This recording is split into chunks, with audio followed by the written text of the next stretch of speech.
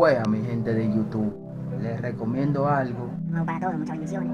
Disculpe por el ruido. No va a alargar mucho el video, comencemos de una vez. Este dron que ustedes están viendo aquí, esta cosita D65, Y llegó ayer en la tarde. vamos a hacer un video sobre los productos que vienen. Entonces, chévere para uno grabar en cualquier playa o río que uno vaya, bacanamente.